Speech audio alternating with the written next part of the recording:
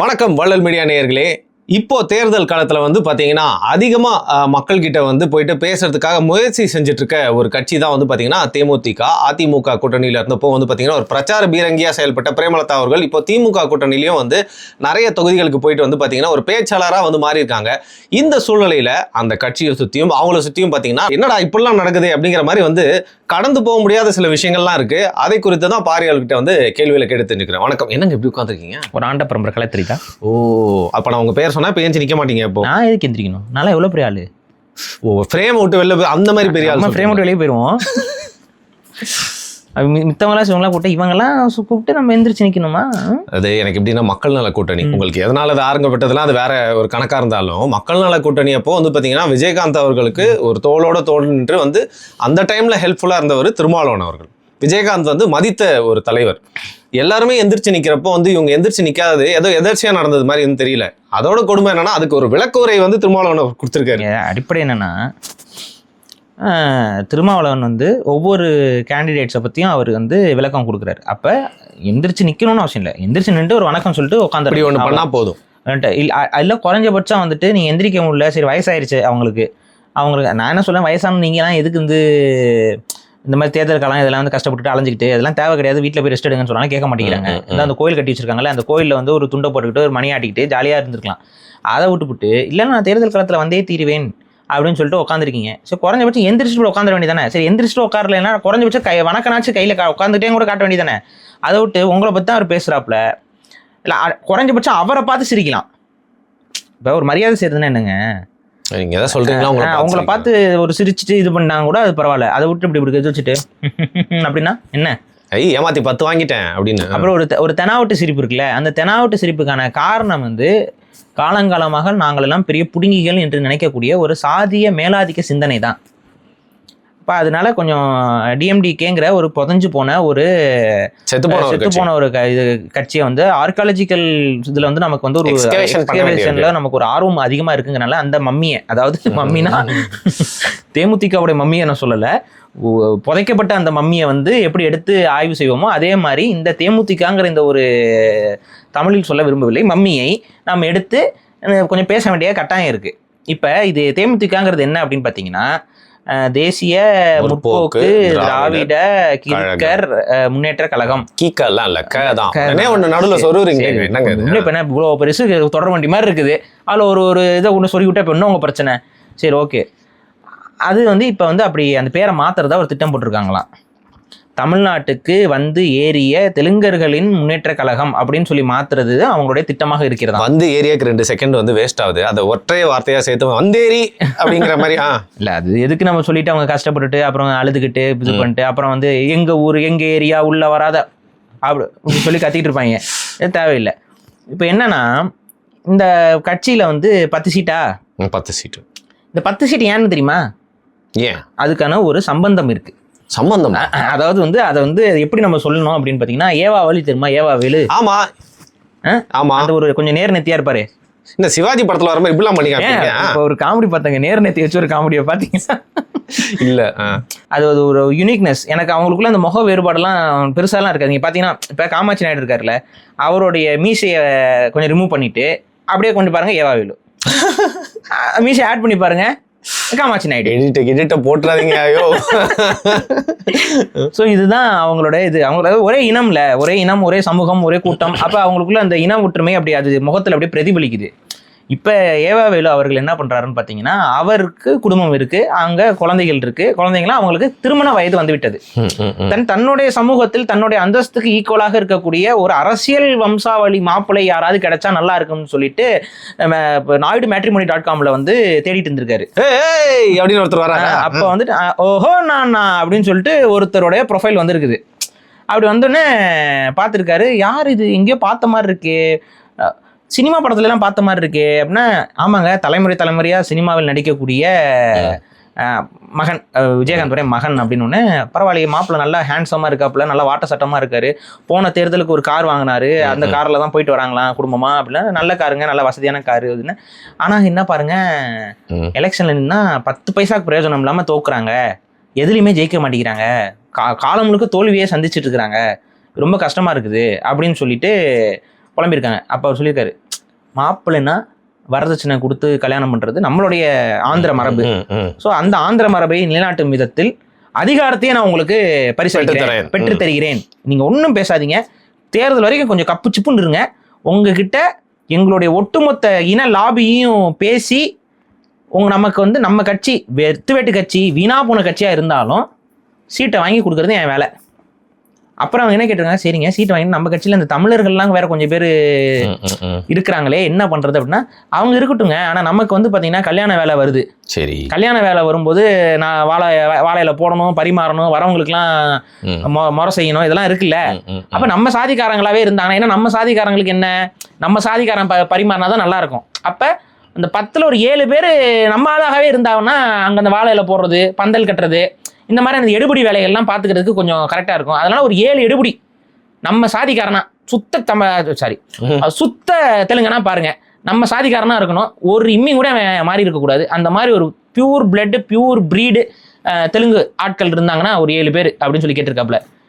அதுவும் வந்து அந்த 3 வந்து எப்படி வந்திருக்குன்னு பார்த்தீங்கன்னா 10க்கு 10 தெலுங்கு அப்படின்னு சொன்னோம்னா அது வந்து ஒரு மாதிரி நல்லா இல்லை, ரொம்ப ரைமிங்காக கலாச்சிருவாங்க அப்படின்னு சொல்லிட்டு ஒரு 3 பேரை வந்து தமிழரை சொருகிடுவோம். ஏன்னா அப்போ தான் வந்துட்டு நம்ம ஒரு தமிழருக்குன்னு இப்படி உங்கள் கட்சியில் தமிழருக்கு வாய்ப்பே கொடுக்க மாட்டீங்களான்னா ஒரு 3 பேர் இருக்காங்க பாருங்கன்னு சொல்லி காட்டிக்கலாம் அப்படின்னு சொல்லிட்டு 7 கேண்டிடேட்ஸை வந்து அவங்களோட சொந்த சாதியிலிருந்தே தேர்ந்தெடுத்து அனுப்பியிருக்கிறாங்க.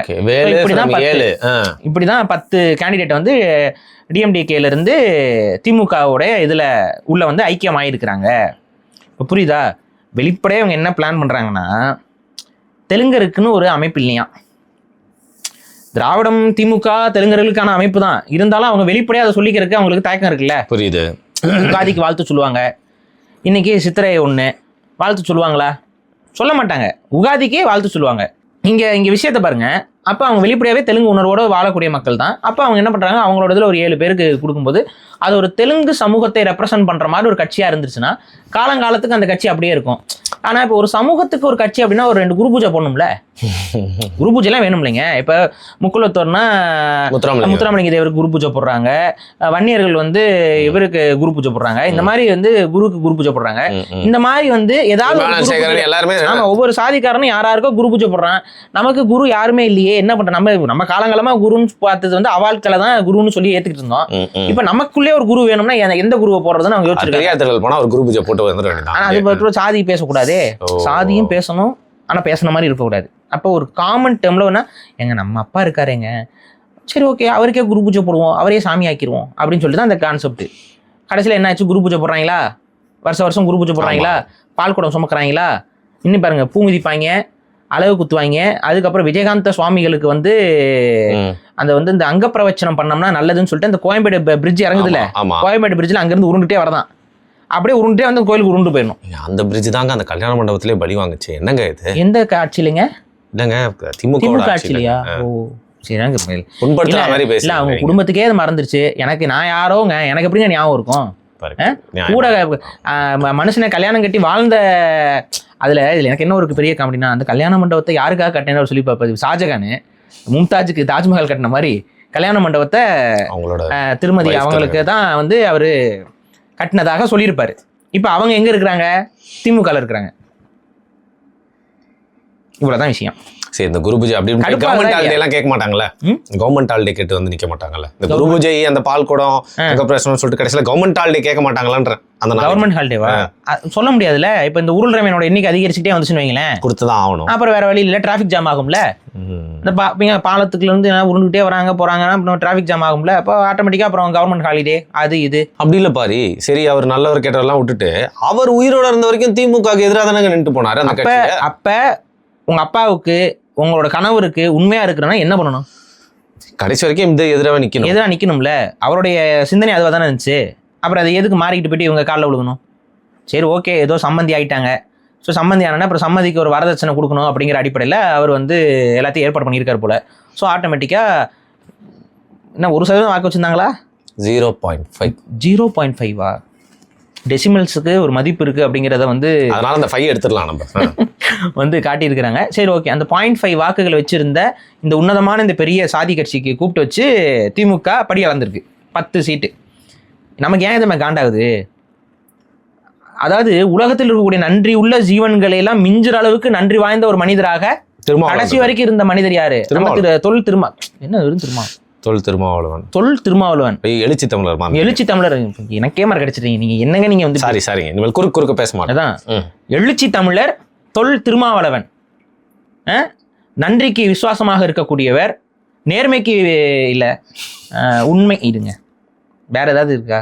தாய் சிறுத்தை, அழகான தாய் சிறுத்தை, பக்கத்துல போனா பாயும் சிறுத்தை. ஏன் டிவிக்கு குறை சொல்லிட்டு இருந்தாங்க, கடைசியில் என்னங்க இவங்க இப்படி ஏறுறாங்க? அம்பேத்கர் ஏறிவானா இவங்க என்ன ஏறி வராங்க? நியாயத்துக்கு அவர் எத்தனை பேர் தாங்க சமாளிப்பாரு. அதுக்கப்புறம் வந்து பாத்தீங்கன்னா எப்பவுமே இந்த டிவிகே காரங்க இவங்க தான் வந்துட்டு இந்த மரத்துல ஏறுறது இதுல ஏறுறது அதெல்லாம் பண்ணிட்டு இருப்பாங்க.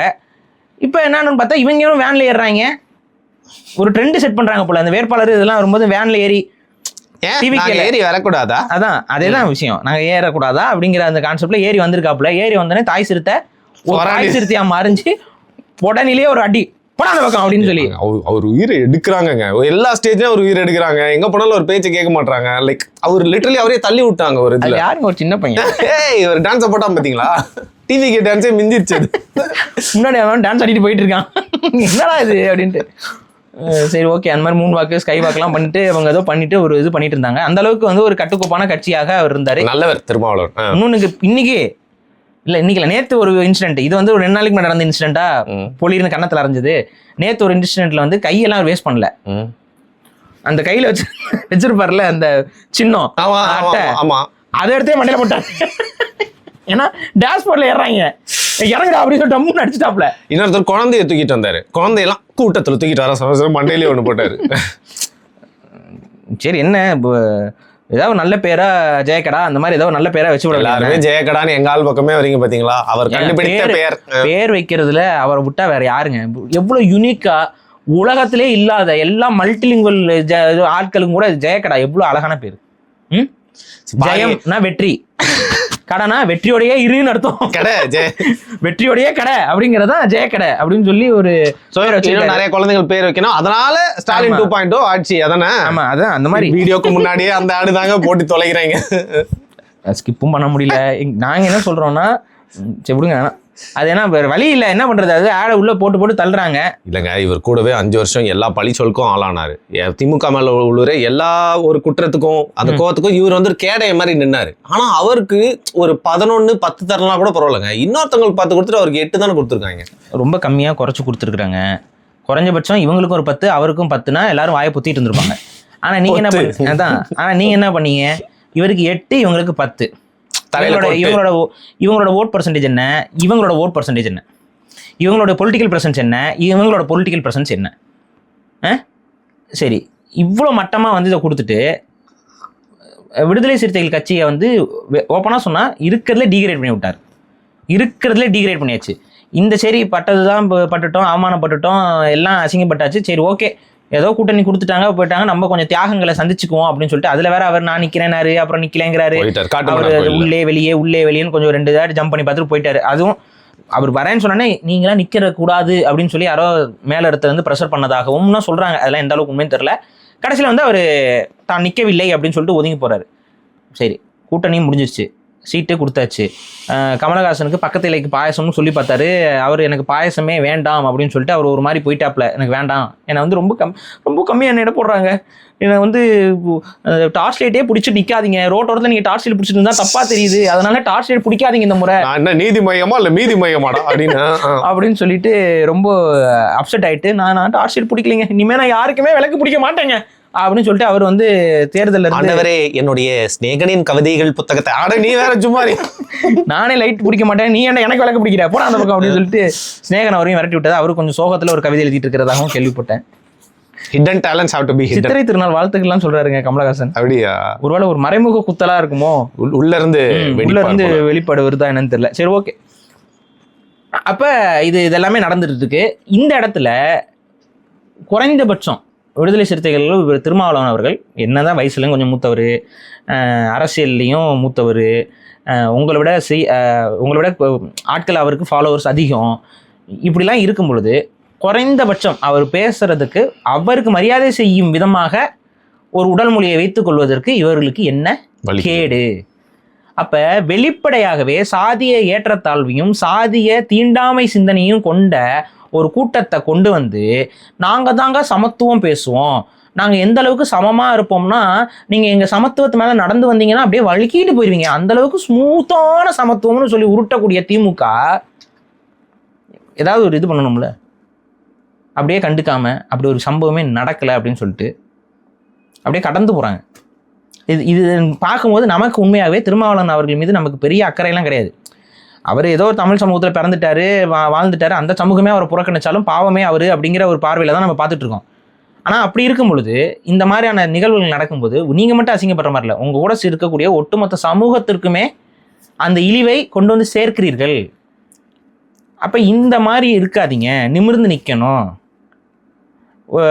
நீங்கள் வந்து உங்களுடைய முன்னோர்கள் என்னென்ன சொன்னாங்கங்கிறத ரெட்டைமலை சீனிவாசன் போன்றவர்கள்லாம் எப்படி தலை நிமிர்ந்து வாழ்ந்தார்கள்ங்கிறத உங்களுடைய இளைஞர்களுக்கு நீங்கள் சொல்லி கொடுக்கணும். அப்படி சொல்லி கொடுத்தீங்கன்னா தான் இதெல்லாம் அவங்கனாச்சும் கண்டிப்பாங்க. எதுவுமே பேசக்கூடாதுடா அப்படின்னு சொல்லிட்டு கப்பு சிப்புன்னு போக வேண்டிய ஒரு சூழலை வந்து விடுதலை பூனைகள் கட்சி சார்ச்சு விடுதலை வாய் ரொம்ப இல்லைங்க சாரிங்க, விடுதலை எலிகள் கட்சி. புலி இல்லை, எலி இல்லை, பூனை இல்லை, வேற என்னங்க, வேற ஏதோ சாரி விடுதலை விடுதலை சிறுத்தைகள் கட்சி சொல்லிட்டு போங்களேன், கஷ்டமா இருந்துச்சுன்னா. சரி ஓசிகே சாரி விசிகே அப்படிங்கிற அந்த கட்சியை சார்ந்தவர்கள் இப்ப ரொம்ப கஷ்டத்துல இருக்காங்க. அவங்களால வெளியிலும் சொல்லவும் முடியல, ரூம் போட்டு அழுகவும் முடியல, இவரை போய் திட்டவும் முடியல, திட்டலான்னு கொஞ்சம் ஏறி வந்தா அடிச்சிடுறாரு. ஸோ கஷ்டமா இருக்கு அவங்களுக்கு. சரி, இந்த சூழ்நிலையில பிரேமலதா அவர்கள் வந்து அந்த நடவடிக்கையாக இருக்கட்டும், அவங்க பேசுகிறதும் பார்த்தீங்கன்னா வந்து முழுக்க முழுக்க அவங்க அதிமுக கூட வந்து பாராளுமன்ற தேர்தலை சந்தித்து அதில் ராஜ்யசபா சீட்டு அப்படின்னு வாங்கினாங்க. அந்த ராஜ்யசபா சீட்டும் யாருக்கு வாங்கி கொடுத்துருக்காங்க அப்படிங்கிறது உங்களுக்கு தெரியும். அப்படி இருக்கிறப்போ ஓப்பனாக ஒரு விஷயம் சொல்லணும்னா, இப்போ இன்னைக்கு ஒரு மதிமுக இருக்குன்னு வச்சுக்கோங்களேன், அதுவும் வைகோ அப்படிங்கிறவர் ஒரு இன்னைக்கு நம்மளுக்கு பிடிக்குதோ இல்லையோ அரசியல் ரொம்ப நாளாக இருந்தவர், பாராளுமன்றத்துக்கு போயிருக்காரு, ஒரு காலகட்டத்தில் ஈழ போராட்டத்தில் இருந்த மாதிரி ஏதோ ஒரு பங்காற்றி இருக்காங்களாம். விஜயகாந்துடைய தேமுதிகன்றது விஜயகாந்துடைய முகத்துக்காக, விஜயகாந்துக்காக எல்லாருமே ஆதரவு தெரிவிக்கப்பட்ட ஒரு கட்சி. அதுல அவர் ஆரம்பிச்ச புதுசுல ஒரு சமூகத்தினர் இல்லாம தமிழர்களே நிறைய பேர் ஆதரவு கொடுத்து அவருக்கு வெற்றியும் கொடுத்தாங்க. பட் அவர் எப்போ மறைந்தாரோ அப்பவே அந்த கட்சியோட தேவையும் போயிருச்சு அப்படிங்கிறது தான் நிதர்சனம்.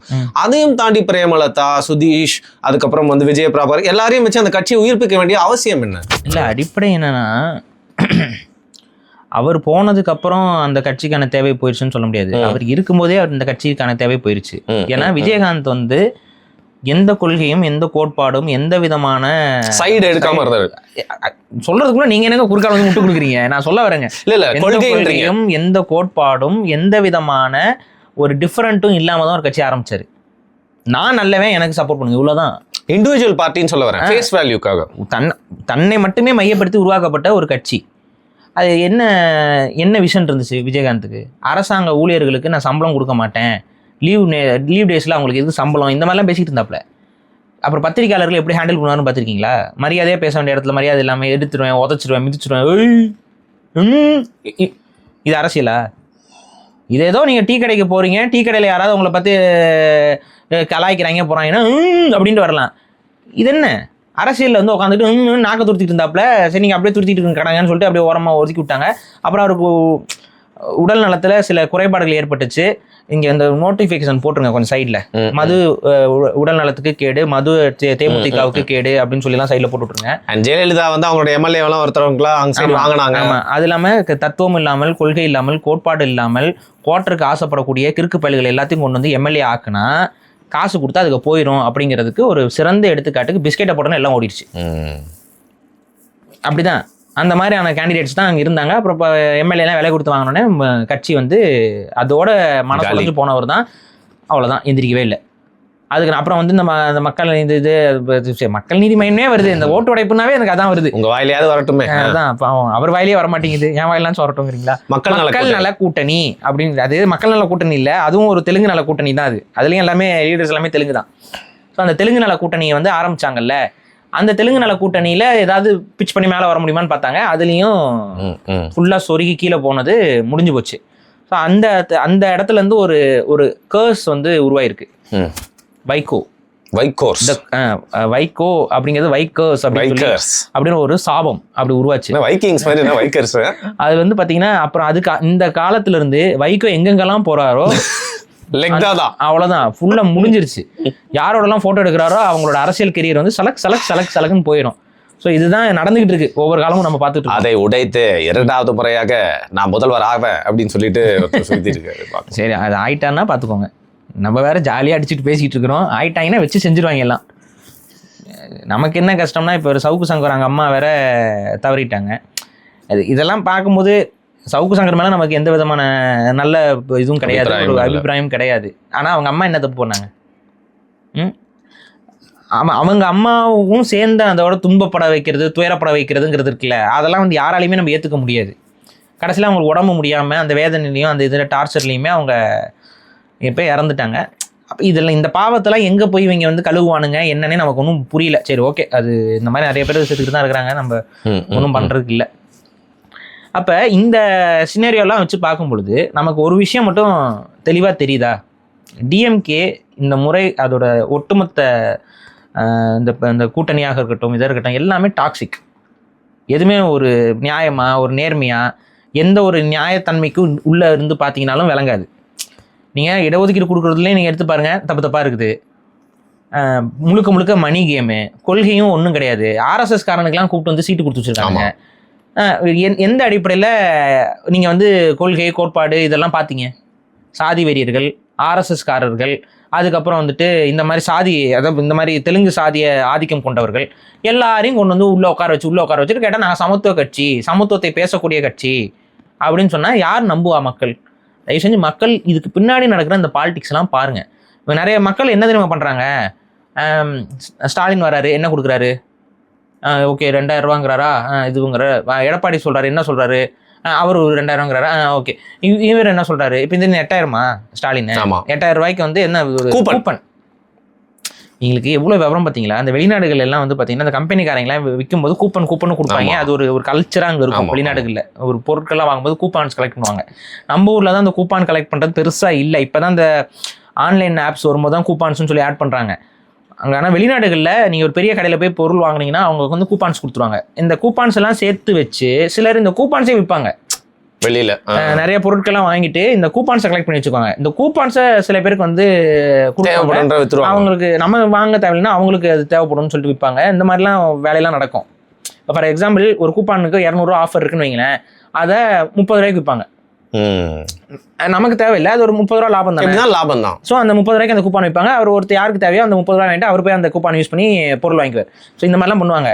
அந்த மாதிரி இவங்க ஒரு கூப்பான் சிஸ்டத்தை கொண்டு வந்து மக்களுக்கு தேவையான பொருட்கள் வாங்கிக்கிறாங்க. 8000 ரூபா அவங்க கொடுத்துருவாங்களாம்.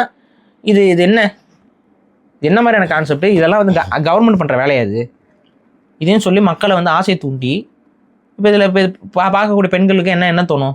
சரி, நம்ம ஒரு ஃப்ரிட்ஜ் வாங்கலாம்னு கேட்டோம். நம்ம இந்த பாவி மனுஷன் குடிகார பையன் எப்போ பார்த்தாலும் வீரன்னு அந்த வீரன் சரக்கையே குடிச்சு கிட்னி போயிடுச்சு, லிவர் போயிடுச்சு, அவன் வேற செத்து போயிடுவான் இன்னும் கொஞ்ச நாளில்.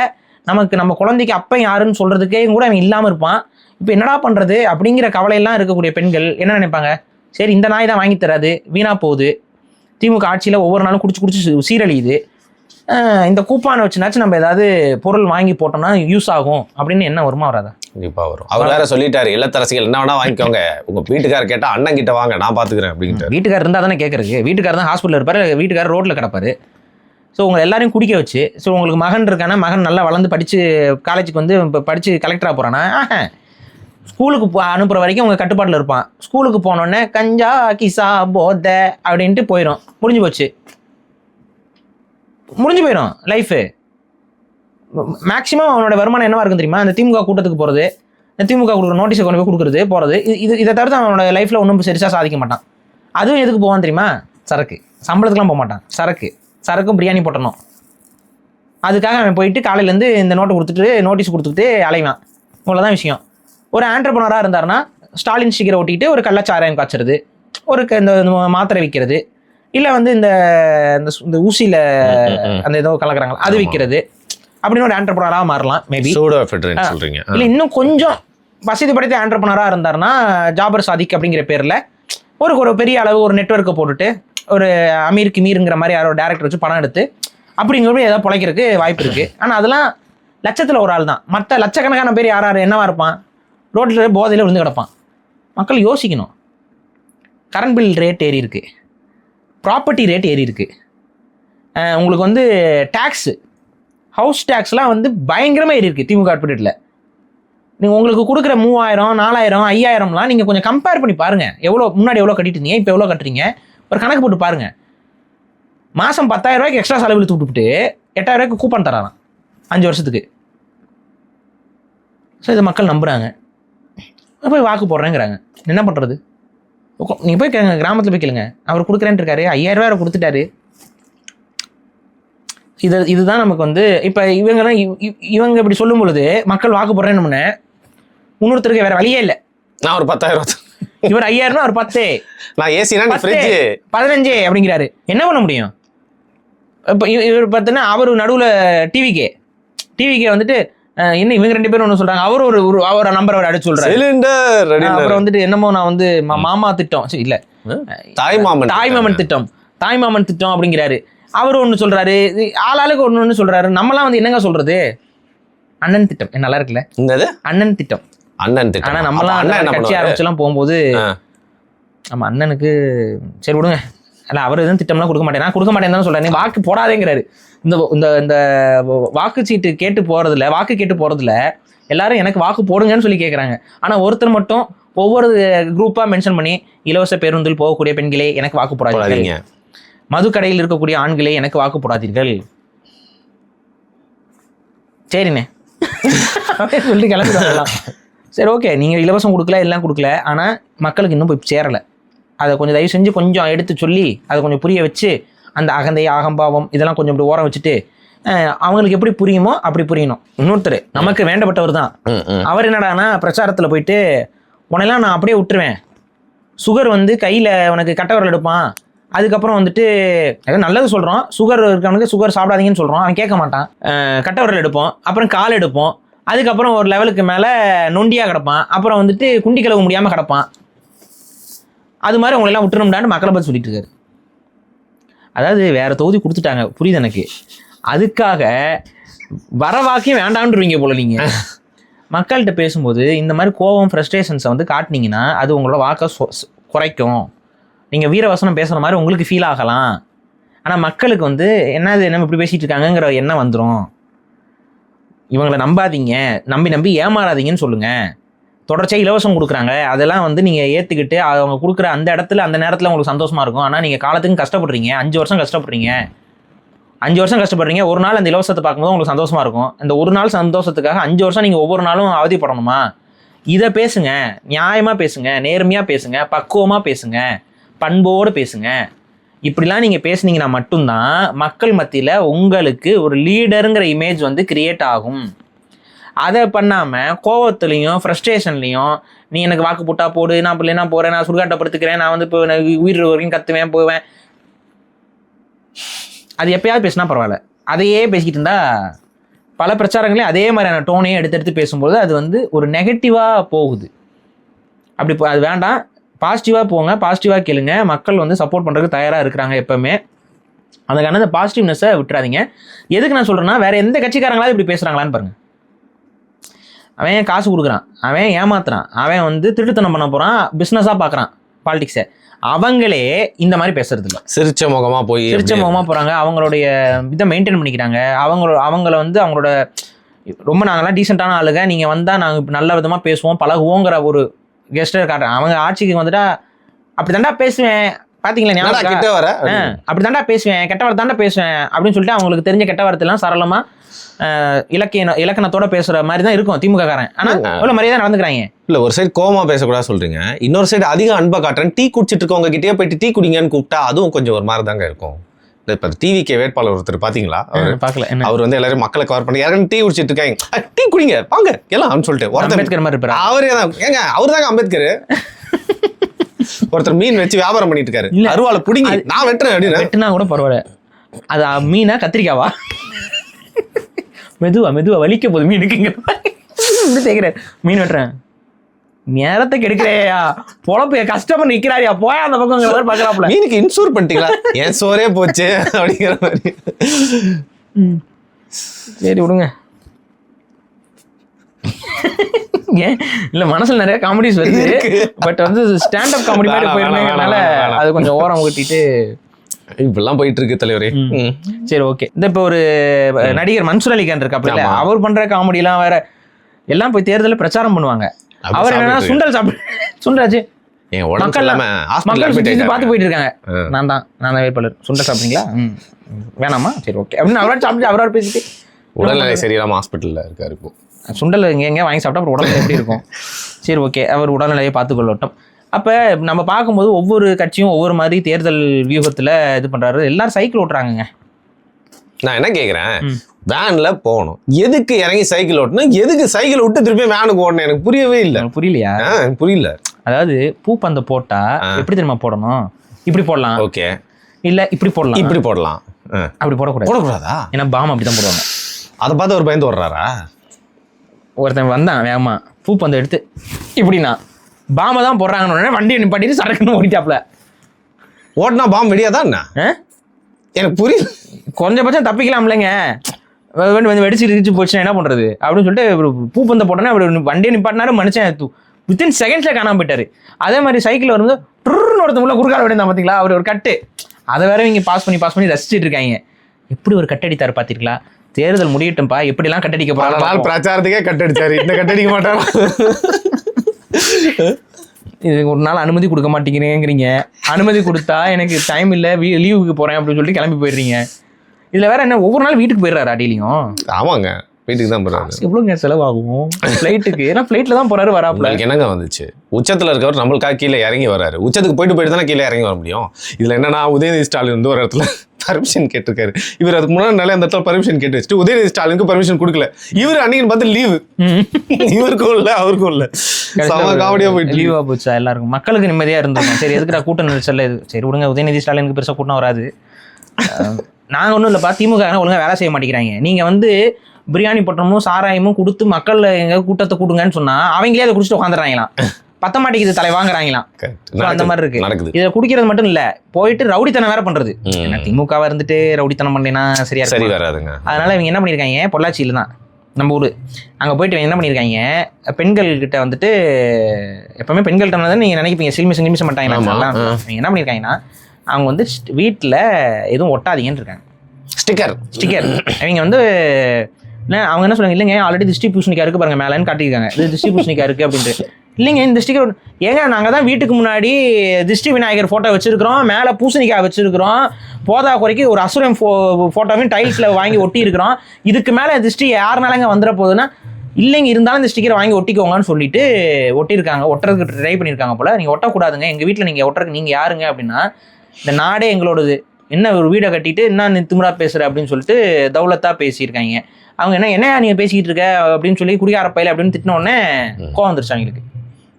கோவம் வந்துட்டு பெண்கள் என்றும் பாராமல் அடித்திருக்கிறார். ஐயோ. அதுக்கப்புறம் அவங்க வந்து வீடியோவில் சொல்கிறாங்க, ஏதாவது நடவடிக்கை எடுத்தாங்களா என்னன்னு தெரியல, நேற்று நடந்துச்சு. சரி, இப்போ தேர்தலுக்கு வாக்கு கேட்டு போகிறோம், எந்த ஊருக்கு வேணால் எந்த கட்சி வேணால் வாக்கு கேட்டு போனால அப்படி உள்ள அப்படின்னா அது ஒரு தீண்டாமை மாதிரி தானே பார்க்கப்படணும். சமீபத்தில் ஒரு காணொலி பார்த்தேன், அதில் ஒரு ஊருக்குள்ளே வந்து நாம் தமிழர் கட்சியினர் வாக்கு கேட்க வந்து போகிறாங்க. அங்கே வந்து இன்னொரு க்ரௌடு வந்து அவங்கள அந்த கொடியெல்லாம் பிடிச்சி அடிக்க வராங்க, அவங்கள துரத்துறாங்க, கெட்ட வார்த்தையில் பேசுகிறாங்க. அந்த காணொலி நீங்கள் பார்த்தீங்களா? அது என்ன, அது வந்து இப்போ ஒரு சில சமூகங்கள் வந்து இந்த கட்சி நமக்கு எதிரானவங்க, அந்த கட்சி நமக்கு எதிரானவங்கன்னு ஒரு மனநிலையை வளர்த்து கொண்டு இந்த வேலைகளில் ஈடுபடுறதை நம்ம பார்க்க முடியுது. இது அந்த மக்களுடைய குறைபாடாக நான் பார்க்குறேன். சரி, உங்களுக்கு வாக்கு போடுற விருப்பம் இல்லைன்னா நீ வாட்டும் வேலையை பார்த்துட்டு, அவங்க வாட்டும் வந்து வாக்கு கேட்குறாங்க, போட முடியாதப்பா போப்பான்ட்டுனா முடிஞ்சு போச்சு, நீ போட்டே தீரணும்னு யாராவது சொல்ல போகிறாங்களா? ஆனால் வாக்கு கேட்குறதுக்கு அவங்களுக்கு உரிமை இருக்குது. ஆனால் நீ எங்கள் ஏரியாவுக்குள்ளே நீ வரக்கூடாது போகக்கூடாது அப்படின்னு சொல்கிறது வந்து அது ஒரு முறை அல்ல. ஆனால் நீங்கள் இப்படி யோசிங்களேன், அது இவங்களுக்கு மட்டும் நடக்கிறது இல்லைல்ல. இப்போ திமுக போகிறாங்க, பிஞ்ச செருப்பலையே மக்கள் வந்து வீசுகிறாங்க, என்ன பண்ணலாம்?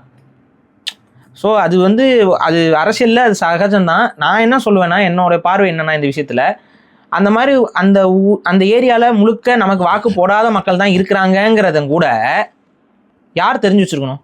அந்த ஏரியாவுடைய அந்த ஏரியாவில் இருக்கக்கூடிய ஒரு கட்டமைப்பு இருக்குன்னா அந்த கட்டமைப்புல அவங்களுக்கு தெரியும் எந்தெந்த ஏரியாவில் யார் யார் இருக்கான்ட்டு. போகிறது வேஸ்ட்டு. இங்கே போயிட்டு நம்ம வாக்கு கேட்டுட்டு நேரத்தை வீணடிக்கிறது வேஸ்ட்டுங்கிறது அதை தெரிஞ்சுக்கோங்க. அது தெரிஞ்சு அடுத்த முறைனாச்சு இந்த மாதிரி போயிட்டு தேவையில்லாத பிரச்சனைகள் இதிலெல்லாம் ஈடுபட தேவையில்லை. விளக்கம் பண்ணி நாங்கள் இந்த மாதிரி பிரச்சாரத்துக்கு வரோம்னா உள்ள விட முடியாதுன்னா சேர்றா அப்படின்ட்டு போயிட வேண்டியதான். அவ்வளோதான். அவங்க இங்கே ஒன்றும் உள்ள விடலைன்னா அடுத்து அவன் வேற ஒரு திமுக உள்ள விடுவான். திமுக வந்துட்டு அவன் என்ன பண்ணுவான், அவன் வந்துட்டு அப்படியே அடுத்த முறை விட்டு போயிடுவான். யாரும் போகாதீங்க, அந்த தொகுதிக்கு போகாதீங்க, அவன் அப்படியே நாசமாக போட்டோம். என்ன இப்போ அந்த ஊர்க்காரன் தானே நாசமாக போவான், உங்களுக்கு என்ன?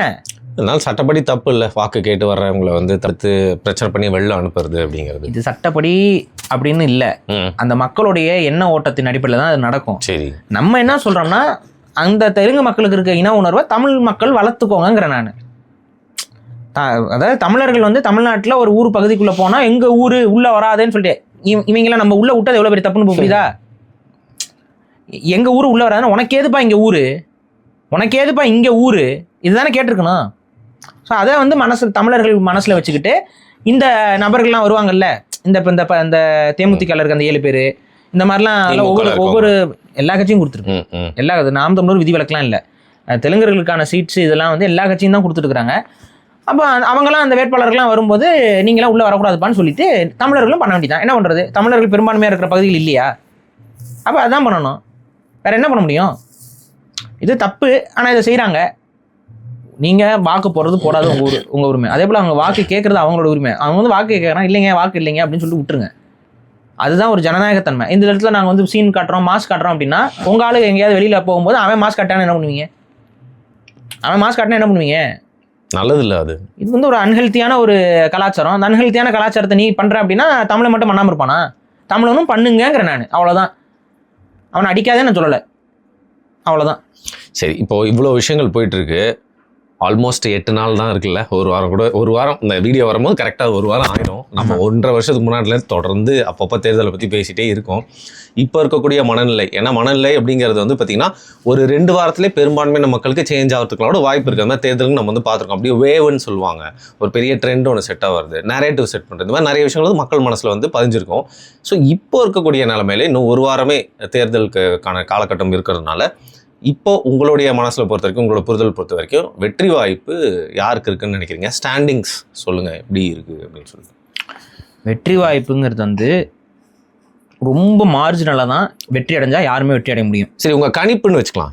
இல்லை அதாங்க, எய்தர் ஏடிஎம்கே டிஎம்கே ஜெயிக்கிறது இவங்க 2 பேரில் யாராவது ஒரு ஆள் தான்.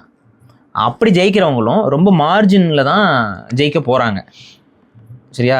ஒரு மிஞ்சி போனால் அவங்களுக்குள்ள அந்த கேண்டிடேட் டிஃப்ரென்ஸ் வந்து பார்த்திங்கன்னா 2-3 கேண்டிடேட்ஸு இந்த மாதிரி தான் டிஃப்ரென்ஸ் இருக்க போகுது. அந்த மாதிரி தான் அவங்க ஜெயிக்கவும் போகிறாங்க.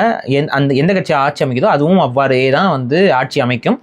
சொல்ல முடியாது விஜயோடைய பிளே வந்து என்னவா இருக்குங்கிறது வந்து இன்னுமே வந்து நம்மளால யூகிக்க முடியல. ஒரு கிளியரான டேட்டாவே எடுக்க முடியல. அவர் ஜெயிச்சிருவாங்களா, அவங்கள எத்தனை பேர் ஜெயிப்பாங்க, அதுக்கான பொட்டன்ஷியல் அவங்களுக்கு இருக்கா? சின்ன பசங்களெல்லாம் கேட்டோம்னா போடுறேங்கிறாங்க வாக்கு, ஆனால் வயசை கேட்டால் 15ங்கிறாங்க. 15 நீ போட்டாலும் வந்து போட முடியாது, விட மாட்டாங்க உடனே. சரி விடு, இது என்ன பண்ணுறது? நிறைய பேர் சின்ன பசங்க, அன்னைக்கு நான் பொய்யெல்லாம் சொல்லல, வீடியோ பார்த்துட்டு தான் நான் சொல்கிறேன். அது நாங்களாம் யோசிச்சு கலாய்க்கல. வீடியோவில் பசங்க வந்து அத்தனை பேர் வந்திருந்தாங்க. என்டிடிவியோ ஏதோ வந்துட்டு உங்கள் வயசு என்னப்பான்னு கேட்டால் 15ங்கிறாங்க. அப்போ நிறைய பேர் சின்ன பசங்க வேறு அந்த கூட்டங்களில் இருக்கவங்களாம். ஸோ வந்து நமக்கு அது இவருக்கான வாக்கு எண்ணிக்கை எவ்வளோங்கிறது நமக்கு முழுமையாக தெரியாது. வாக்கு இவருக்கு ஏறுங்கிறதுல எனக்கு மாற்றுக்கிறது கிடையாது. என்னுடைய கணிப்பு நான் திரும்பவும் சொல்கிறேன், 10 to 12 ஷியோராக இவரால் ஈஸியாக எடுக்க முடியும். 15 வரைக்கும் பொட்டன்ஷியல் இருக்குங்கிறத நான் பார்க்குறேன். ஒரு 15% வாக்குகளை வந்து விஜயனால கன்சல்டேட் பண்ண முடியும் ஃபர்ஸ்ட் எலெக்ஷன்லேயே அப்படிங்கிறது என்னுடைய பார்வை. மேக்ஸிமம் பொட்டன்ஷியல் நான் சொல்கிறது, மினிமம் பொட்டன்ஷியல் வந்து 10 to 12 என்னோட கணிப்பு. ஸோ 10 to 12 வரால ஸ்கோர் பண்ணணும். ஆனால் இதில் எத்தனை வந்து ஓட்ஸாக இதாக சீட்ஸாக கன்வெர்ட் ஆக போகுது அப்படின்னு பார்த்தீங்கன்னா விஜய் ஜெயிக்கலாம். அதை தவிர்த்து வேறு யார் ஸ்ட்ராங்கான கேண்டிடேட்ஸு என்னங்கிறது வந்து நமக்கு இன்னும் தெரியல, ரியாலிட்டி தெரியல. எல்லாரும் வேலை செஞ்சுட்டு தான் இருக்காங்க, போயிட்டு இருக்காங்க, சொன்ன மீன் இருக்கிறாங்க, இது பண்ணுறாங்க, எல்லாம் பண்ணுறாங்க. பட் யாருக்கு வந்து மக்கள் மத்தியில் செல்வாக்கு வந்து அவங்க ஜெயிக்க போகிறாங்கன்ட்டு அது இன்னொன்று என்னென்னா, இது 4 முனை போட்டியாக இருக்குது. எப்பவுமே வந்து இருமுனை போட்டி, மும்முனை போட்டி இந்த மாதிரி இருக்கும். நம்ம கொஞ்சம் ஓரளவுக்கு இவங்களாம் அவங்களாம் சொல்லிட முடியும். ஆனால் இது வந்து 4 முனை போட்டிங்கும் போது ஓட் ஸ்பிளிட் வந்து எந்தெந்த கட்சி செய்ய போகுதுன்னு பார்த்தீங்கன்னா டிவிகே அண்ட் என்டிகே வந்து ஓட் ஸ்பிளிட் தான். இவங்க 2 பேரும் ஜெயிக்க போறது இல்லை. 2 பேரும் சிஎம் ஆக போறாங்களான்னா இல்லை. ஆனால் இவங்க 2 பேரும் வந்து வாக்கு வந்து உடைச்சு அதில் மேபி 1-2 சீட்டுகளை வந்து அடையலாம். எக்ஸாம்பிள் வந்து ஸ்டார் கேண்டிடேட்டா என்டிகேல வந்து காரைக்குடியில் சீமான் அவர்கள் ஜெயிக்கிறதுக்கான சான்சஸ் இருக்கு. எப்படி இருக்குன்னு பார்த்தீங்கன்னா, போன முறையே வந்து காரைக்குடியில் அவங்க வந்து ஓரளவுக்கு நல்ல பெர்சன்டேஜ் தான் அட்டன் பண்ணியிருக்காங்க சீமான் இல்லாமல். சீமான் இல்லாமே அங்கே வாக்கு சதவீதம் ஓரளவுக்கு இருக்குது அப்படின்னா, சீமான் ஸ்டார் கேண்டிடேட்டாக போராடுங்கும் பொழுது அந்த வாக்கு சதவீதம் கொஞ்சம் கணிசமாக இன்க்ரீஸ் ஆகும். அவருக்கான வாய்ப்பு வந்து கொஞ்சம் நல்லாவே இருக்குது. எந்த அளவுக்கு நம்ம ஜட்ஜ் பண்ணலாம் அப்படின்னா, 50K+ வாக்குகள் வந்து, அதாவது 50,000 வாக்குகளில் அவர் வந்து எடுக்க முடியும், ஈஸியாக எடுக்க முடியும். கொஞ்சம் வேலை பண்ணார்னா 50,000 வாக்குகள் ஈஸியாக எடுத்துடலாம். ஆனால் போன முறை ஜெயிச்சவங்களாம் நீங்கள் பார்த்தீங்கன்னா 70,000 வாக்கு இந்த இதில் ஜெயிச்சிருப்பாங்க. இது இந்த முறை ஏன் அப்படின்னா, விஜய் வேற உள்ள வரனால அந்த பக்கம் ஒரு செட் ஆஃப் வாக்கு பிரிஞ்சு போகும். அப்போ இந்த முறை வந்து யாருமே வந்து 70 ரீச் பண்ண மாட்டாங்க.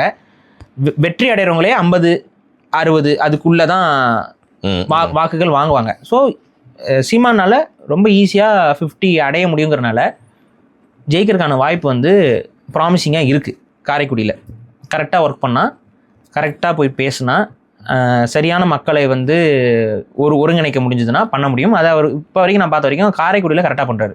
மித்த தொகுதியில் தான் வாக்கு போட்டால் போடுங்கிறாரு, வாக்கு போடாலாம் போங்கிறாரு. காரைக்குடியில் காங்கிரஸை போட்டு அடிக்கடி அடிக்கிறாரு. ஏன்னா காங்கிரஸ் தான் அங்கே ஸ்ட்ராங்காக இருக்குது. ஸோ காங்கிரஸை வந்து இன உணர்வின் மூலமாக அடிக்கிறாரு. அது வந்து அவருக்கு ஒரு எட்ஜை வந்து கொடுக்கும். ஓஜி சீமான்னு சொல்கிற மாதிரி நீங்கள் 2016 இருக்கக்கூடிய சீமானுடைய பேச்சுக்கள் வந்து காரைக்குடி பிரச்சாரத்தில் தான் எடுபடுது, பார்க்க முடியுது. வேற எங்கேயுமே வேறெல்லாம் அங்கே பார்த்தா மரம் வளர்ப்பேன், மீன் வளர்ப்பேன், மாடு வளர்ப்பேன் தான் பேசிட்டு இருக்காரு. அதிகமாக நீங்கள் பார்க்குறது வந்து அந்த உண்மையான இன உணர்வுங்கிற அந்த கான்செப்டை கையில் எடுக்கிறது எங்கே அப்படின்னு பார்த்தீங்கன்னா காரைக்குடியில் தான் அவர் எடுக்கிறாரு. ஏன்னா காங்கிரஸ் இருக்குது, காங்கிரஸுக்கு எதிராக வைக்கக்கூடிய இடத்துல அதை வைக்கிறாரு. அந்த பழைய எமோஷனலான ஸ்பீச்சஸ்லாம் கொடுக்குறாரு. அது வந்து டீப்பாக பதியும் மக்கள் மத்தியில். ஸோ காரைக்குடியில் அவருக்கான வெற்றி வாய்ப்புகள் வந்து ப்ராமிசிங்லி உண்மையிலேயே நல்லா இருக்குது. சரி, அதில் வந்து எங்களுக்கு மாற்று கருத்தே கிடையாது. சரி, இப்போ யார் வெற்றி அடைவா அப்படின்னு கேட்டிருந்தேன். அது வந்து இதில் வந்து இவங்க கிட்ட மோஸ்ட் ப்ராப்ளி 1 or 2 சீட்ஸ் வந்து ஜெயிக்கிறாங்க அப்படின்னு வச்சுக்கோமே. விஜய் ஒரு 2 சீட் ஜெயிக்கிறாருன்னு வச்சுக்கோங்க, சீமான் ஒரு 2 சீட்டு ஜெயிக்கிறாருன்னு வச்சுக்கோங்களேன். நான் ஒன்று கன்ஃபார்மாக ஜெயிப்பாங்கங்கிற மாதிரி நான் பார்க்குறேன். அது போக எத்தனை சீட் ஜெயிக்கிறாங்கிறது அது நமக்கு ரிசல்ட்டில் வந்து தெரிய வரும். ஏன்னா ரொம்ப அந்தளவுக்கு டிஃபிகல்ட்டாக இருக்குது இந்த முறை. சும்மா எல்லாம் சொல்கிறோம்னா எனக்கு தெரியுங்கிற மாதிரி சொல்லுவான். ஆனால் உண்மையிலேயே எல்லாருமே கொஞ்சம் குழம்பி தான் கிடக்குறாங்க. இதில் இவங்களுடைய ஓட் ஷேரிங்லாம் உடையிறனால இது வந்து ஆல்ரெடி எக்ஸிஸ்டிங்காக பார்ட்டியாக இருக்கக்கூடிய டிஎம்கேக்கு ஒரு ப்ளஸ்ஸை வந்து கொடுக்கும். அதுல்லாமல் டிஎம்கேவோட கூட்டணியும் கொஞ்சம் பெரிய கூட்டணியாகத்தான் இருக்குது. ஆன்டி இன்குபென்சி டிஎம்கேக்கு களத்தில் ரொம்ப ஸ்ட்ராங்காகவே இருக்குது, அதெல்லாம் நம்ம மறுக்கிறதுக்கு இல்லை. பட் அந்த ஆன்டி இன்குபென்சியை ஓவர் கம் பண்ணுற மாதிரி மக்களை வந்து ஃப்ரீபீஸ் கொடுத்து, இலவசங்கள் கொடுத்து மயக்கக்கூடிய வேலையையும் திமுக ரொம்ப அழகாகவே செய்யுது. அதுக்கு கவுண்டராக எடப்பாடி அவர்களுடைய பர்ஃபார்மன்ஸும் உண்மையிலேயே நல்லா தான் இருக்குது. அவர் நல்லா பேசுகிறாரு. எடப்பாடி அவர்கள் இதுக்கு முன்னாடி இந்த தேர்தல்கள் எல்லாம் கணக்கு பண்ணி பார்க்குறதுக்கு இப்போ நீங்கள் பார்த்தீங்கன்னா அவர் ரொம்ப டைரெக்டாக அடிக்கிறாரு. அந்த ஏழ்நிலை மக்களுக்கு புரிகிற மாதிரி பேசுகிறாரு, இயல்பாக பேசுகிறாரு. எந்த ஒரு நோட்ஸும் இதெல்லாம் வச்சிருக்காரு கையில். பட் அதை பார்த்துக்கிட்டுலாம் அவர் பேசிக்கிட்டு இல்லை. ஸோ பேசிக்காக வந்து என்னென்னா ரொம்ப ஈஸியாக கனெக்ட் ஆகிற மாதிரி பேசுகிறாரு. ரொம்ப உழைப்பு அதிகமாக போடுறாரு. அது மட்டும் இல்லாமல் திமுக என்ன மாதிரியான வெப்பன்ஸ்லாம் கையில் எடுக்குமோ அத்தனை வெப்பன்ஸையும் அவங்களுக்கு திருப்பியும் கொடுக்குறாரு. அப்படியே எடுத்து அப்படியே யூஸ் பண்ணுறாரு. இவரை வந்து கேரக்டர் அசசினேட் பண்ணால் இவர் போட்டு செய்கிறாரு. இவரை வந்து கொஞ்சம் கேவலமாக பேசினா இவரும் நல்லா வச்சு தர லோக்கலுக்கு இறங்கி வந்து அடிச்சுட்டு போகிறாரு. அப்போ ஈக்குவலாக வந்து இவங்களை வந்து ஃபேஸ் பண்ணுறதுக்கான ஒரு லீடராக வந்து எடப்பாடி பழனிசாமி அவர்கள் எமர்ஜ் ஆகியிருக்காரு இந்த தேர்தலில். நம்ம மாற்றுக்கிறதே இல்லை. என்ன ஆன்டி இன்குபென்சி டிஎம்கேக்கு ஸ்ட்ராங்காக இருக்குது. ஆனால் அட் த சேம் டைம் சிறுபான்மை வாக்குகள் இவங்க பக்கம் திரும்பாத வண்ணம் பிஜேபியோட இருக்கை உள்ளே இருக்கிறனால, அதில் விட பிஜேபி காரங்களும் நீங்கள் இந்த இணையதளத்துல எல்லாம் இந்த மைண்ட் செட்டை பார்த்தீங்கன்னா ஏடிஎம்கேக்கு சப்போர்ட் பண்ணாத மைண்ட் செட்டில் சுற்றிட்டு இருக்காங்க. காரணம் என்னன்னா, அண்ணாமலை வந்து கிக் அவுட் பண்ணிட்டாங்க, அண்ணாமலை உள்ள இல்லை, அண்ணாமலைக்காக தான் நாங்கள்லாம் வந்தோம் அப்படின்னு சொல்லிட்டு ஒரு குரூப் இருக்குது. அந்த குரூப்லாம் வாக்கு போடுமானே தெரியல நமக்கு பிஜேபிக்கு. ஓகேவா? அதில் வேற என்னன்னா, பிஜேபி வந்து பிராமின் கேண்டிடேட்ஸுக்கே கொடுக்கலையாம், ஒரு சீட்டு கூட கொடுக்கலையாம். அதனால பிராமின் கேண்டிடேட்ஸ் அதிகமாக என்டிகே கொடுத்துருக்காங்க. அதனால நம்மலாம் இந்த முறை வந்து நாம் தமிழருக்கு வாக்கு போடுவோம்னு ஒரு கேங் வேற பேசிட்டு இருக்காங்க. அப்போ இது இந்த மாதிரியான சில குழப்பங்கள்லாம் வந்து இணையதளங்களில் இதுலலாம் நம்ம பார்க்கறதுனால அதே தான் பிரதிபலிக்குதான்னு சொல்லலை. அதே உணர்வு தான் அங்கே வாக்காளர்கள் மத்தியிலும் பிரதிபலிக்குதான்னு தெரியல. ஆனால் இணையதளத்தில் ஒரு நரேஷன் இருக்குல்ல, அந்த நரேஷன் வச்சு பார்க்கும்போது எடப்பாடி அவருக்கும் ஒரு டிஃபிகல்ட்டான தேர்தலாக தான் இது இருக்கும்னு நான் பார்க்குறேன். இதில் ஸ்டாலின் ஜெயிச்சாலும் எடப்பாடி அவர்கள் ஜெயிச்சாலும் 2 பேரும் ஆஹா ஓஹோன்னு ஜெயிக்க மாட்டாங்க. எட்ஜ் ரொம்ப இது பண்ணல. இந்த இந்த கிரிக்கெட்லாம் வந்து ஒரு 6 அடிச்சா ஜெயிக்கிறது இல்லைன்னா தோக்குறதுங்கிற மாதிரி ஒரு சுச்சுவேஷன் இருக்குல்ல, அதே மாதிரியான சுச்சுவேஷன் தான் இந்த தேர்தல் 2026 தேர்தல். இப்போ இந்த நேரத்தில் ஒரு ஜென்ரிக்காக எனக்கு தோணுச்சு இந்த வீடியோஸு நியூஸ்லாம் பார்க்குறப்போ. நிஜமாவே சொல்கிறேன், வயசுக்கு நீங்கள் எடுத்துக்கிட்டீங்க அப்படின்னா ஸ்டாலின் அவர்களும் சரி எடப்பாடியும் சரி கேம்பெயின் வந்து முழு மூச்சாக இறங்கி பண்ணுறாங்க. ஒரு தேர்ந்த அரசியல்வாதிகளாக அவங்க வந்து பார்த்தீங்கன்னா எல்லா தொகுதியும் முடிஞ்ச அளவுக்கு கவர் பண்ணாங்க. அந்த விதத்தில் வந்து பரவாயில்லையே, ஒரு உழைப்பாக அது வந்து நிறைய பேருக்கு நான் இன்னைக்கு ஒரு போஸ்ட் கூட போட்டிருந்தேன் ட்விட்டரில். வந்துட்டு இந்த தேர்தல் வந்து எனக்கு உண்மையிலேயே ஒரு பெரிய டிசப்பாயின்மெண்ட். ரீசன் என்னன்னா, இந்த முறை வந்து தமிழ் தேசியத்துக்கு ஒரு அழகான அல்வா துண்டு மாதிரி ஒரு வாய்ப்பு கிடைச்சது. அதிகாரத்துக்குள்ள ரொம்ப ஈஸியாக டிராவல் ஆகி பண்றதுக்கு அவர் அப்படியே கன்ஃபார்ம்ங்க ஷியோருங்க அப்படின்னு அடிச்சு சொல்ற மாதிரியான ஒரு சான்ஸ் இருக்கு. இது உங்களுக்கு சந்தேகம்னா உங்களுடைய ஆர்டிஃபிஷியல் இன்டெலிஜென்ஸ் ஏஐட்ட நான் இப்போ சொல்கிற பிளான் எல்லாத்தையும் போட்டு நீங்கள் கேட்டு நீங்களே ஓனாக ரிசர்ச் பண்ணி பாருங்க. என்ன ப்ராம்ப்ட் இல்லைங்க, அதாவது அதுகிட்ட கேள்வி கேட்டு இப்போ நான் சொல்கிற ஸ்ட்ராட்டஜியை போட்டால் யார் ஜெயிச்சிருப்பாங்கன்னு பாருங்க. ஏடிஎம்கே வந்து பிஜேபி உள்ளே சேர்த்துக்கல. இப்போ பொலிட்டிக்கல் சினேரியோவில் வந்துட்டு டிஎம்கே வந்து தமிழ்நாட்டை நாசம் பண்ணுது, பிஜேபி வந்து இந்தியாவை நாசம் பண்ணுது. ஸோ இப்போ பிஜேபிக்கும் டிஎம்கேக்கும் எதிரான கூட்டணி அப்படிங்கிற கான்செப்டில் ஏடிஎம்கே ப்ளஸ் என்டிகே இவங்க 2 பேரும் ஒரு கூட்டணி அமைஞ்சிருந்தாங்க அப்படின்னா மோஸ்ட் ப்ராபப்ளி இன்னைக்கு நடந்த சுச்சுவேஷன்ஸ்லாம் எடுத்து பார்க்கும்போது டிவிகேவும் அந்த கூட்டணிக்குள்ளே வந்திருக்கிறதுக்கான வாய்ப்புகளும் அதிகம். சரியா? சரி, இப்போ இவங்க குறைஞ்சபட்சம் என்டிகே வந்து எடுத்தவொடனே எல்லாருக்கும் கேண்டிடேட்ஸ் இதெல்லாம் போடுறதுக்கு பதிலாக கொஞ்சம் இழுத்து பிடிச்சி கொஞ்சம் கடைசி வரைக்கும் அந்த கான்வர்சேஷனுக்கு ஓப்பன் பண்ணியிருந்தாங்களாம் கூட அதுக்கான வாய்ப்பு வந்து ஓப்பன் ஆகிருக்கும். இப்போ நான் சொல்கிறத நல்லா கவனிங்க. ஏடிஎம்கே ப்ளஸ் என்டிகே மட்டும் இந்த முறை கூட்டணி அமைச்சிருந்தாங்க அப்படின்னா கண்டிப்பாக ஏடிஎம்கே சைடில் 30 சீட் வரைக்கும் கொடுக்கறதுக்கான வாய்ப்பு நல்லாவே இருக்குது. ஏன்னா என்டிகே வந்து 8% வாக்கை வச்சுருக்கக்கூடிய கட்சி, கையில் வச்சுருக்கக்கூடிய கட்சி. அவங்க நினச்சாங்கன்னா அது இல்லாமல் எல்லா பக்கமும் அவங்களோட வாக்கு வந்து பார்த்திங்கன்னா ஒரு கட்சி 2 தொகுதி 3 தொகுதிலாம் இல்லை, ஆல் ஓவர் தமிழ்நாடு அவங்களுடைய வாக்கு சதவீதம் இருக்குது. அது கூட வந்து தமிழ் லீடர்ஷிப் அப்படிங்கிற மாதிரி சொல்லிட்டு ஒரு கூட்டணி அமைஞ்சிருந்துச்சுன்னா கன்ஃபார்மாக இந்த முறை 20 எம்எல்ஏ வந்து என்டிகேக்கு. இந்த இதில் 20 எம்எல்ஏஸ் கையில் பவர் கிடைக்கும், அது போக ஆட்சி அதிகாரமும் இவங்க கையில் கிடைக்கும். சீமான் அவர்கள் துணை முதல்வருக்கு ஆயிருப்பார். ஸோ இதுதான் வந்து இவங்களுக்கு அல்வா துண்டு மாதிரி கிடைச்ச ஒரு விஷயம். இவங்க 2 பேரும் சப்போஸ் அவர் ஒரு ஒரு ஒப்பந்தத்துக்குள்ளே போகிறதுக்கான முயற்சிகள் எடுத்திருந்தாங்கன்னா தமிழ் தேசியம் சாத்தியமே பட்டிருக்கும். இல்லைங்க, ஒரு திராவிட கட்சிக்கிட்ட எப்படிங்கன்னா நீங்கள் இந்த தேர்தலில் உணரலாம், இல்லை அதுக்கு அடுத்த தேர்தல் உணரலாம், இதுக்கு அடுத்த தேர்தலில் உணரலாம். இந்தியன் பாலிடிக்ஸை பொறுத்த வரைக்கும் கூட்டணி இல்லாமல் கட்சிகள் ஜெயிக்கிறதுங்கிறது வந்து ரொம்ப ரேர் சான்சஸில் தான் நடக்கும். என்ன மாதிரி ரேர் சான்சஸ்னா, பெரிய பிரச்சனை வந்து மக்கள் எல்லாம் இல்லை வேறு வழியே இல்லை அப்படிங்கிற மாதிரி ஒரு மைண்ட் செட்டுக்கு வந்து ஒரு கட்சிக்கு நான் போட போகிறேன் அப்படின்னு சொல்லி திரும்பினா மட்டும்தான் ஒரு புரட்சி, இந்த நேபாளில் நடக்கிற புரட்சி மாதிரி, நம்ம ஆதவர்ஜுனா கேட்டார்ல ஜென்சி ப்ரொட்டஸ்ட், அந்த மாதிரி ஏதாவது ஒரு புரட்சி மாதிரி வந்து மக்கள் எல்லாம் ஒரு சைடு அலைனானாங்க மட்டும்தான் அதுக்கான சான்சஸ் இருக்கும். நல்லா யோசிச்சு பாருங்கள், தமிழ்நாடு மாதிரியான ஒரு எஜுகேஷன் அதிகமாக இருக்கக்கூடிய, பொருளாதார கட்டமைப்பு ஸ்ட்ராங்காக இருக்கக்கூடிய, வெவ்வேறு மக்கள் இருக்கக்கூடிய, ஒரு டைவர்ஸ் பீப்புள் இருக்கக்கூடிய ஸ்டேட்டில் அப்படி ஒரு சான்ஸ் நடக்கிறதுக்கு வாய்ப்புகள் என்னவா இருக்கும்? இவ்வளோ நீங்கள் சொல்றீங்களே எஜுகேஷன், நாலேஜ், எல்லாருக்குமே ஒரு தாட் ப்ராசஸ் வியூ இருக்கும், எல்லாம் பிரிஞ்சு தான் இருப்பாங்க. ஸோ இந்த ப்ராக்டிக்கலான ஒரு இதில் பாயிண்ட் ஆஃப் வியூவில் அப்படி ஒரு ட்ராமாட்டிக்கல் சேஞ்ச் நடந்து ஒரு ஆட்சி அதிகாரம் கைக்கு வர்றதுங்கிறது வந்து ரேர் இல்லைங்க. நாங்கள் கொஞ்சம் கொஞ்சமாக கட்சியை வந்து நாங்கள் வளர்த்து அப்படிங்கிறதும் எனக்கு தெரிஞ்சு அது வந்து எவ்வளோ வருஷங்களில் இல்லை இவர் காலத்தில் இல்லைன்னா அதுக்கு அடுத்த காலம் அப்படின்னா அது நீங்கள் யோசிச்சுக்கோங்க. ஆனால் இந்த முறை வந்து உண்மையிலேயே என்னோட மனசில் பட்டது, இதுக்கு போயிருந்தாங்கன்னா தமிழ் தேசியம் வெற்றி அடைஞ்சிருக்கும். ஆனால் நல்லா கிடைச்ச ஒரு சான்ஸை வந்து தப்பானவங்களோட கைடன்ஸில், ஒரு ஆர்எஸ்எஸ் நபருடைய கைடன்ஸில், எக்ஸாக்ட்லி ஒரு ஆர்எஸ்எஸ்காரர் என்ன சொல்லியிருக்காரு இவங்ககிட்ட வந்துன்னா, அதையும் நான் சொல்லிடுறேன். அந்த ஆர்எஸ்எஸ்காரர் பேரை நான் சொல்ல விரும்பல, ஆனால் உங்களுக்கே புரிஞ்சிடும் யாருன்னு. அவரை பொறுத்த வரைக்கும் மோடி வந்து இந்தியா முழுக்க எந்த விதமான பிரச்சனை இல்லாமல் பவரில் நின்று ஆட்சி செய்யணுங்கிற எண்ணம் கொண்டவர். அவருடைய ராசியே என்னென்னா, யாருக்கெல்லாம் சப்போர்ட் பண்ணுறாரோ அவங்களோட அரசியலே வந்து நாசமாக போயிடும். அப்படியே அப்சர்வ் பண்ணி பாரு அவங்களோட அரசியலே அவ்வளோதான் ஸ்தம்பிச்சிடும். தப்பான ஐடியாவை கொடுத்து அவங்கள காலி பண்ணுற வேலையை தான் அவர் இது வரைக்கும் பண்ணியிருக்காராங்கிற சந்தேகம் நமக்கு வரும். ஏன்னா ஒரு சில எக்ஸாம்பிள் சொல்கிறேன். அவர் ரஜினிக்கு சப்போர்ட் பண்ணிகிட்டே இருப்பார். ரஜினி என்னானாரு, அரசியலே வேணாம் பண்ண ஒதுங்கி போயிட்டார். டிடிவி தினகரனுக்கு சப்போர்ட் பண்ணார். டிடிவி தினகரன் என்ன ஆனாரு, இப்படி போய் ஒரு ரவுண்ட் வந்து இங்கேயே வந்துட்டாரு. சரியா? அதுக்கப்புறம் ஓபிஎஸ்க்கு சப்போர்ட் பண்ணாரு. ஓபிஎஸ் என்ன ஆனாரு, புரியுதா? ஸோ இதுதான் அவரு யாருக்கெல்லாம் கைடன்ஸ் கொடுத்துட்டு இருந்தாரோ அவங்களுடைய ட்ராக் ரெக்கார்ட். இப்போ என்ன ஆச்சுன்னு பார்த்தீங்கன்னா, அவர் இங்கே நாம் தமிழருக்கும் ஐடியா கொடுத்துருக்காரு. என்னன்னா, ஏடிஎம்கே வந்து இருந்துச்சுன்னா எப்பவுமே அது செகண்ட் பிளேஸ்லேயே இருக்குமா.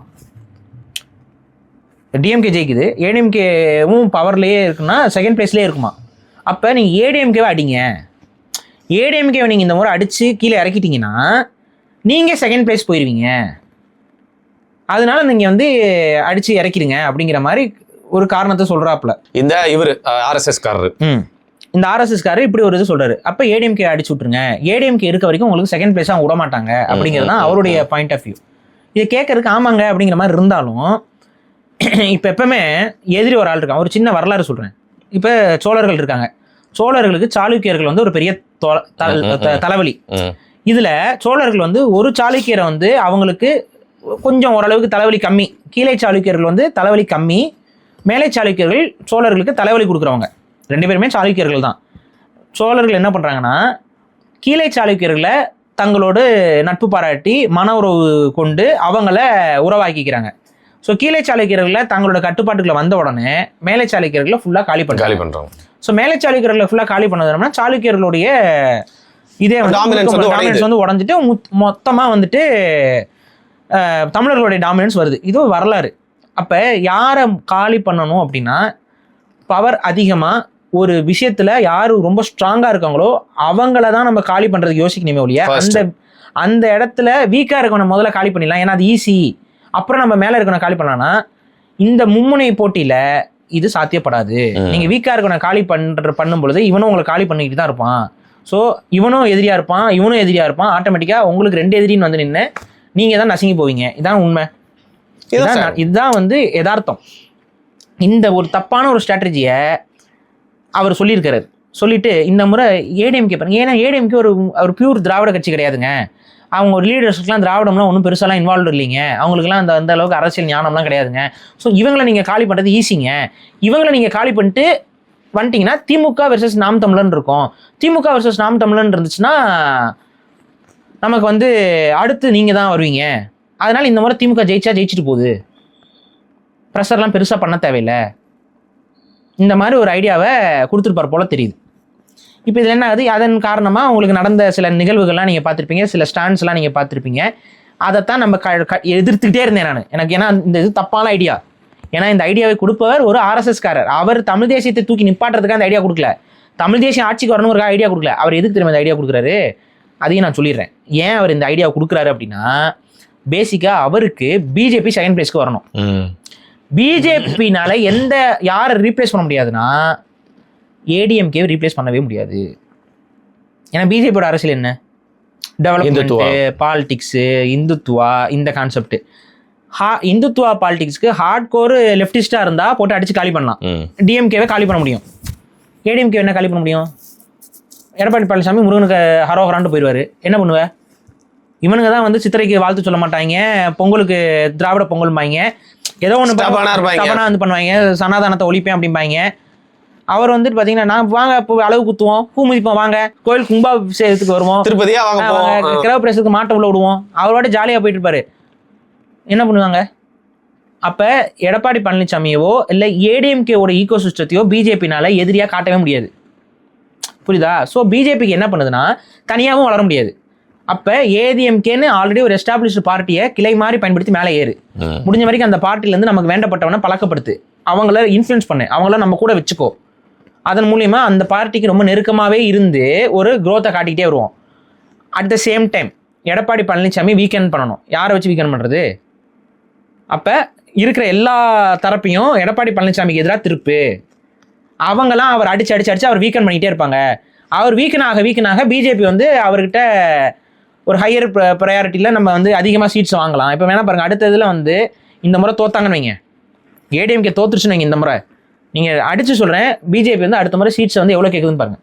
பாதிக்கு கேட்பாங்க. அப்போ அவங்களோட பாயிண்ட் ஆஃப் வியூ என்னன்னா, டைரக்டா நம்ம உள்ள வந்து இங்க அரசியல் செய்ய முடியாது. 2 துருவமா ஏடிஎம்கே டிஎம்கே இருக்கும்போது பிஜேபி வந்து தொங்கு சதையா இருக்கும்.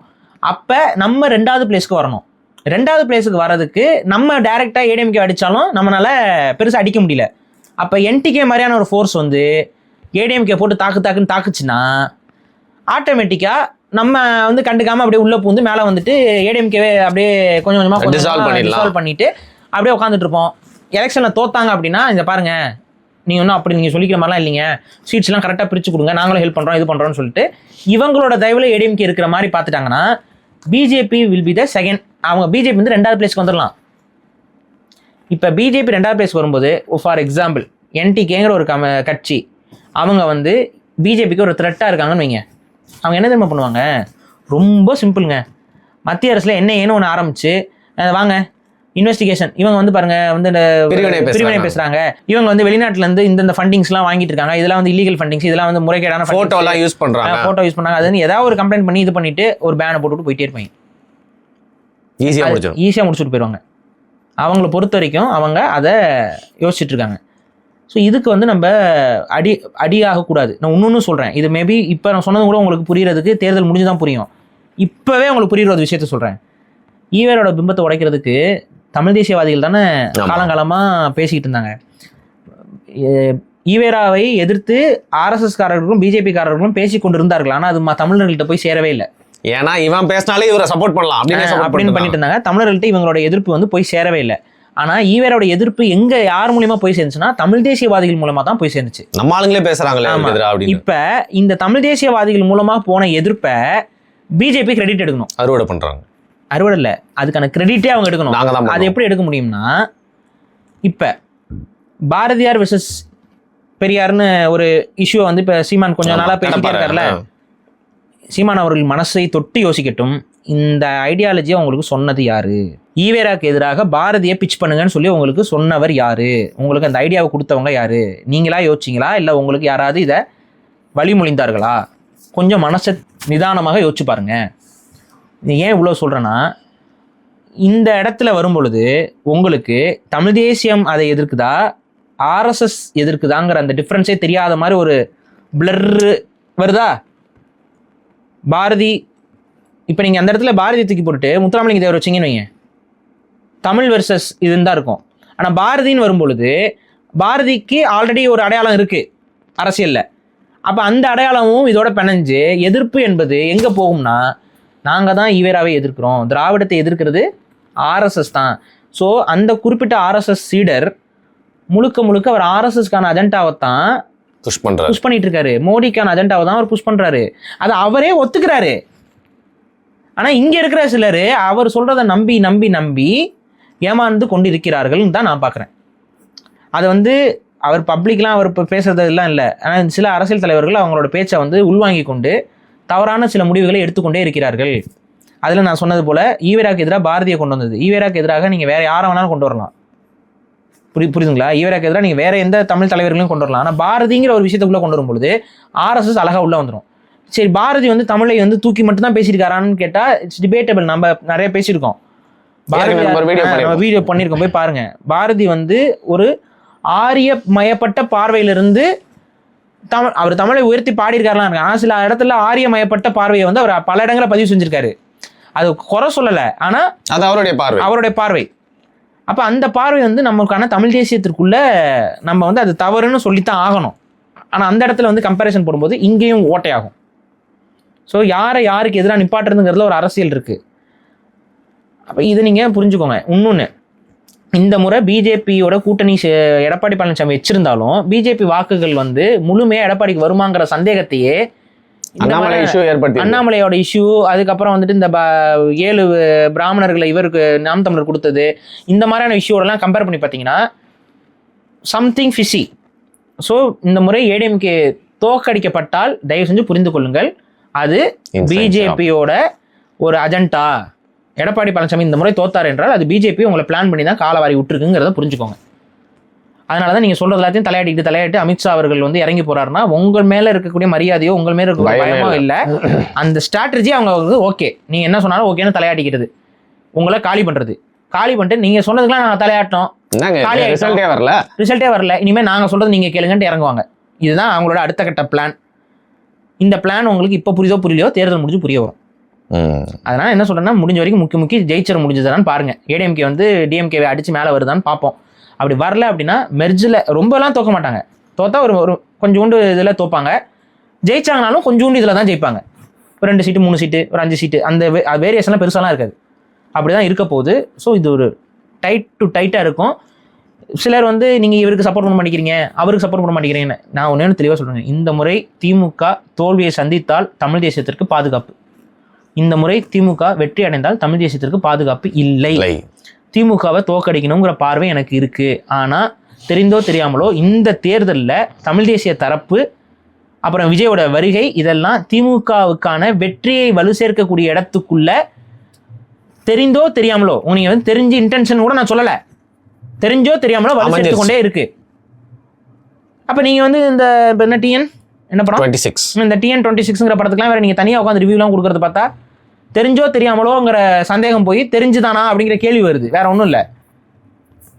எதுக்கு இந்த படம்லாம் ஒரு படமா? அந்த படத்துக்குலாம் பாராட்டி அந்த படம் யாரை சப்போர்ட் பண்ணி வருது? அப்போ பேசிக்கலாக அந்த படம் வந்து விஜயை போட்டு காலி பண்ணுது. அந்த படம் யாரை சப்போர்ட் பண்ணுது?